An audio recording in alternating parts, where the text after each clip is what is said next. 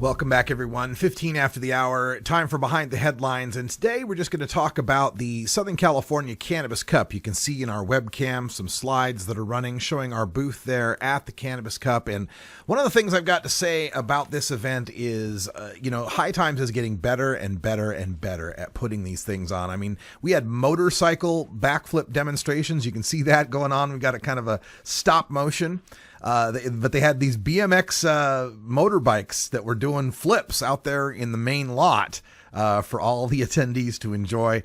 That was pretty amazing. The electricity, the Wi-Fi were all set up by the time we got there. All of the stars of the cannabis community were there. There's Kyle Cushman. There's some great products like the Vapor Cup. The vaporizer that looks like a sippy cup.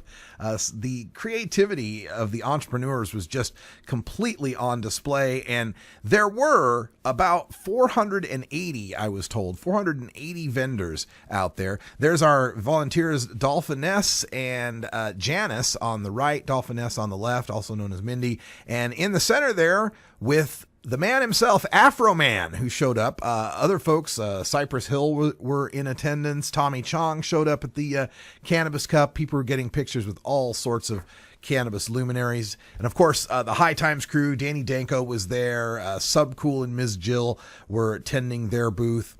It was a beautiful day, although it did get a little rainy.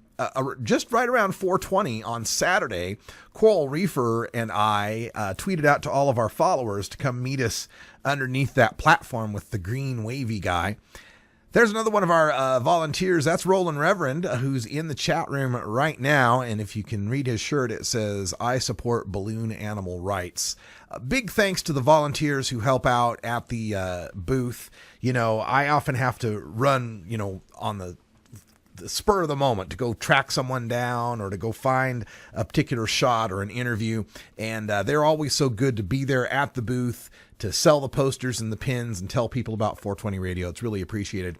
Here's another way in which High Times did a great job this year. They had all these garbage cans, and that's right there, just for people to be able to get rid of their trash. Sometimes these events get a little messy, but on them they had pasted all of these posters on cannabis safety, how to dab safely, the safety behind edibles, and so forth. So I thought this was a really good outreach to try to keep things safe there at the event. There's another shot of Mindy with the little alien blow up there. And of course, all sorts of cannabis culture, cannabis couture as well, pants and t-shirts and just everything you could think of for sale amongst the 480 vendors. There's a Subcool and Ms. Jill at the TGA booth. Myself with Jeremy Cooper from Magical Butter. Outdoors, you can see, again, about 70 degrees. Various forms of shatter and dabs. There were so many booths that were offering dabs for people. And I've got to say, this time I didn't see a whole lot of people falling out from their dabs. I saw one ambulance ride the entire weekend that took place, and who knows if that had to do with dabs or not. Unfortunately, I did see the result of someone getting punched in the face. I come to it a little late, but the security guys were there talking to him, and this guy had a little blood coming down from his cheekbone where he'd obviously been punched in the face. Jorge Cervantes had his booth in the Citrus Building in the same area where Orange County Normal, Sacramento Normal, and the rest of us nonprofits were all set up. There's a new cannabis coffee vendor out there, a cannabis infused coffee, which I kind of joke, doesn't that cancel each other out? You get high and you get low at the same time. And then that's me at the Portland airport with a picture of our iconic carpet that we are losing, and that's some reason a big deal. Joy Beckerman Marr, one of the leaders in hemp advocacy, was there. So many great people to get to talk to. I got to speak with Bianca Barnhill from Spark the Conversation, High Times West Coast correspondent, and also did my presentation on Sunday at 5 o'clock. And if you stay tuned for hour 2, we're going to play some video from my presentation. There's Jorge Cervantes again.